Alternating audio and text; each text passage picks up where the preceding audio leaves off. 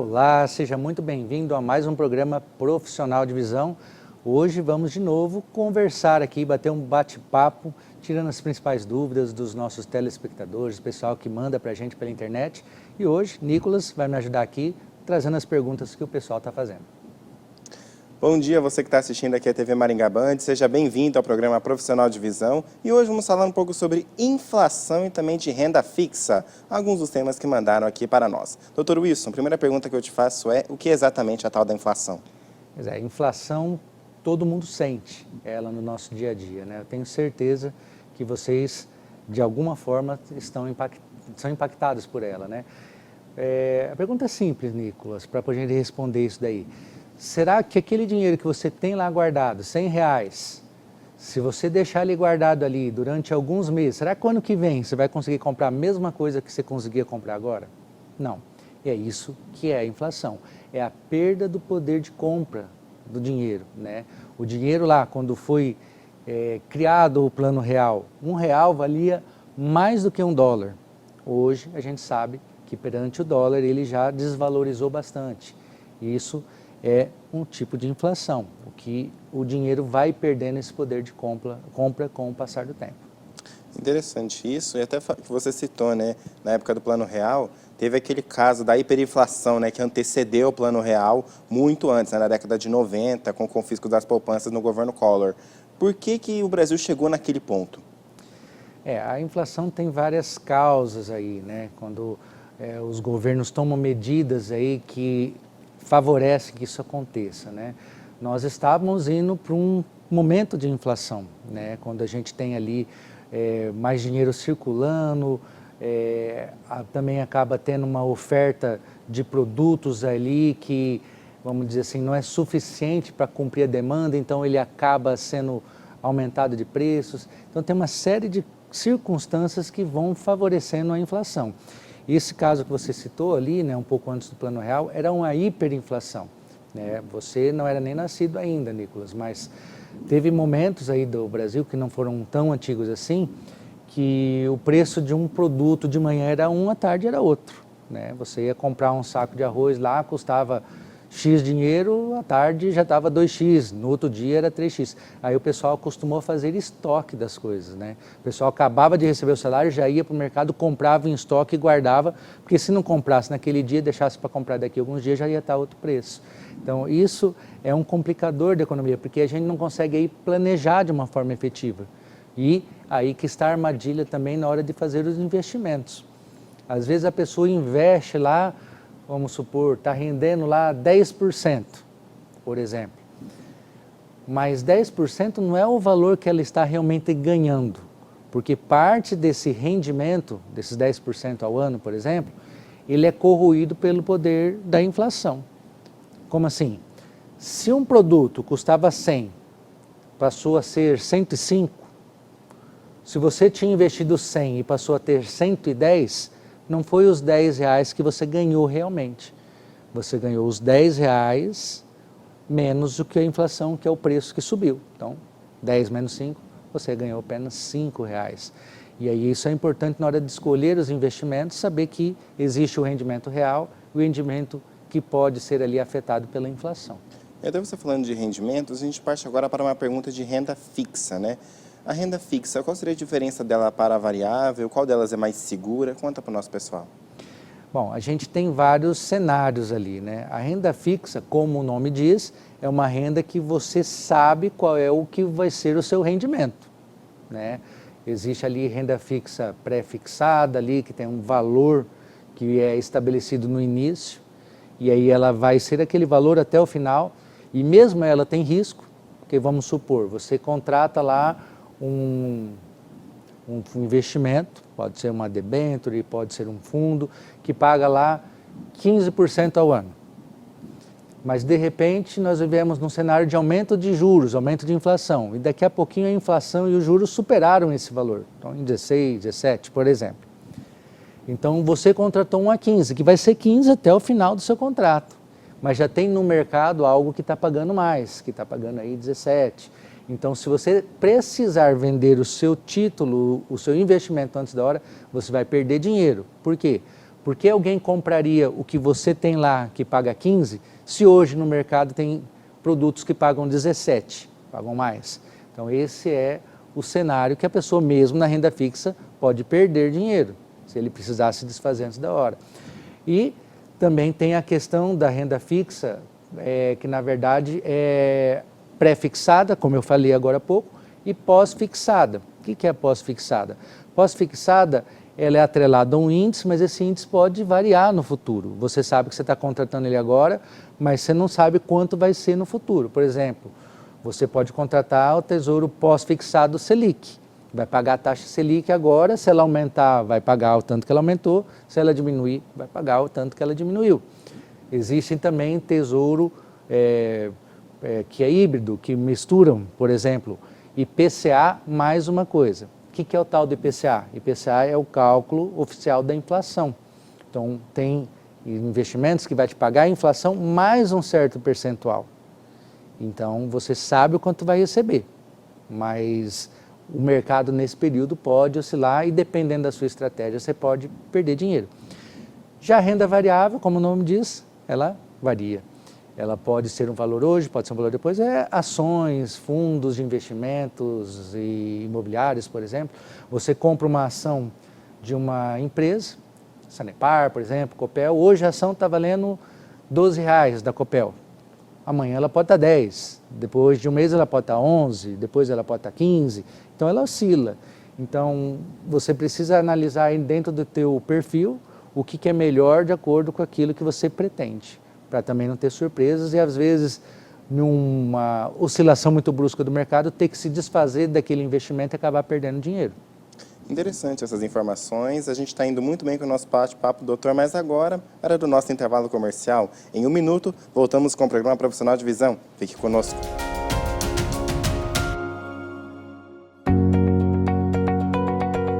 Você que pensa em fazer um investimento, precisa também protegê-lo. Aqui na WN, nós temos os melhores planos de proteção para garantir o seu investimento futuro. Entre em contato conosco e vamos fazer uma cotação.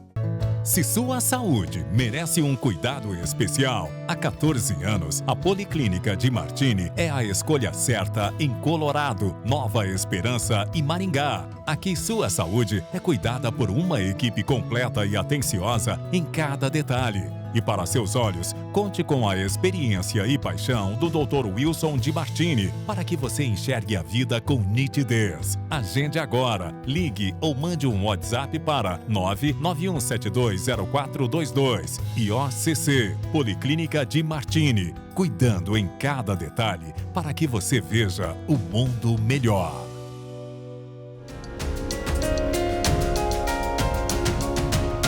Estamos de volta com o programa Profissional de Visão aqui na TV Maringá Band. Seja muito bem-vindo novamente aqui com a gente. Hoje, Wilson de Martini está respondendo algumas perguntas sobre renda fixa e também sobre a inflação e o seu papel na economia brasileira. E seguindo aqui, doutor, com mais uma pergunta, qual o papel da taxa Selic no meio disso tudo?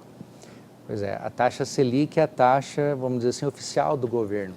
É uma forma que o governo tem de tentar controlar a inflação.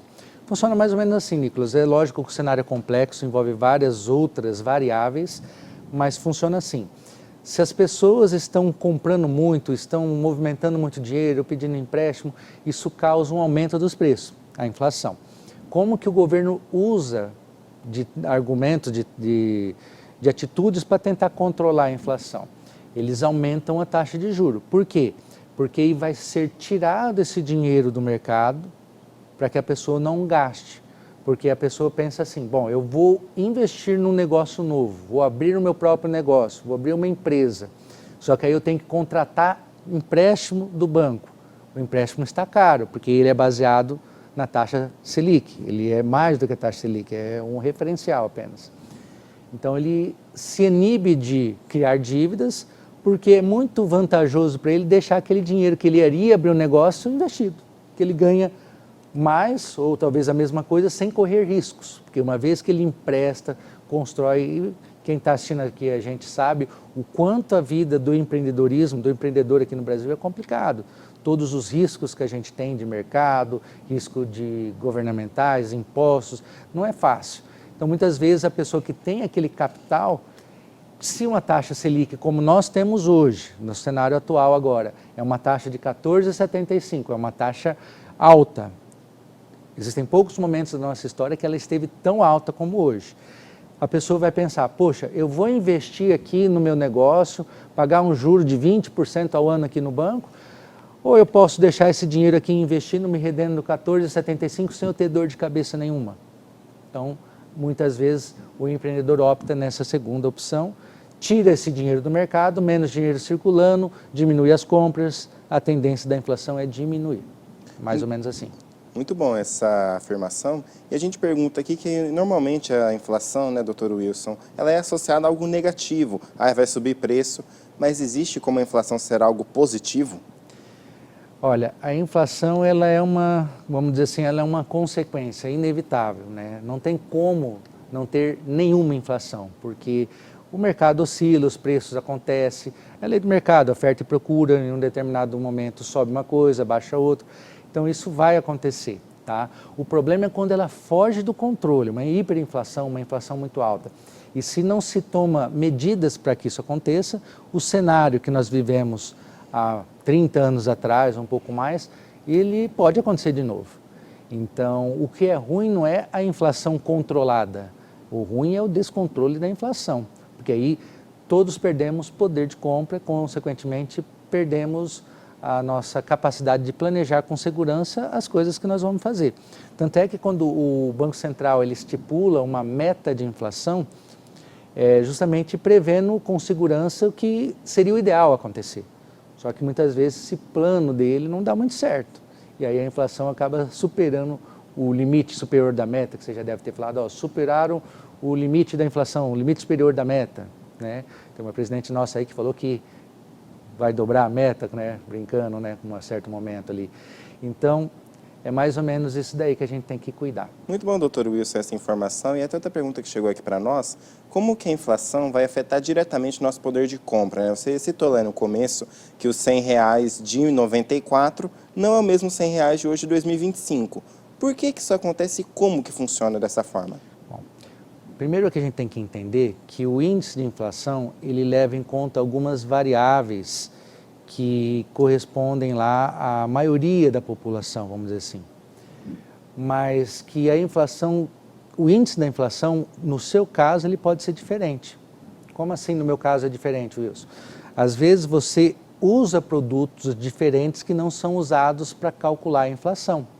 E esses produtos subiram mais de preço do que a média dos outros que são usados. Então, a inflação sua, o que você está gastando agora é mais do que você gastava antes e também é superior àquele valor que foi falado como a inflação oficial. Consequentemente, se você tinha um salário e o produto que você usava para comprar aquele salário, ele aumentou de preço, você vai conseguir comprar menos daquele produto, a menos que o teu salário acompanhe esse aumento, o que nem sempre acontece na mesma velocidade ou na mesma intensidade. Então, pode ter mais inflação e o reajuste menor. Quando você tem um reajuste menor, você perdeu o poder de compra, você vai conseguir comprar menos.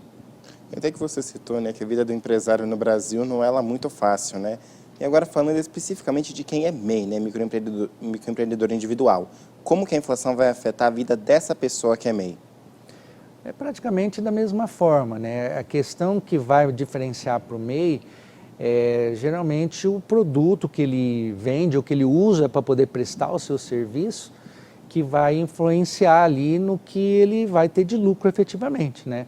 Uma coisa é, por exemplo, você trabalha com edição de vídeos, então você precisa comprar um celular novo ou precisa comprar um aparelho novo, aquele aparelho já aumentou de preço. Você pode passar esse aumento para o seu cliente final? Nem sempre você consegue colocar aquele aumento na mesma proporção, então você não reajusta da mesma forma. Então, o seu lucro diminui. Consequentemente, seu lucro diminuindo, você acaba tendo menos dinheiro e menos poder de compra. Dr. Wilson, mais uma vez, muito obrigado aqui pela oportunidade de mediar esse programa de hoje. Considerações finais, onde que o pessoal te encontra? Bom, aqui nesse QR Code, ou nesse QR Code, Você encontra o direcionamento no nosso canal do YouTube, onde tem não só esse programa na íntegra, mas vários outros para você poder assistir aí e aprender um pouquinho sobre investimentos, planejamento financeiro e empreendedorismo. Então, vai ser um prazer ter você aqui com a gente. E não se esqueça que toda semana tem um programa novo falando sobre esses assuntos para te orientar a cuidar melhor da saúde do seu bolso. Então é isso, gente. A gente se vê numa próxima oportunidade. Tchau, pessoal.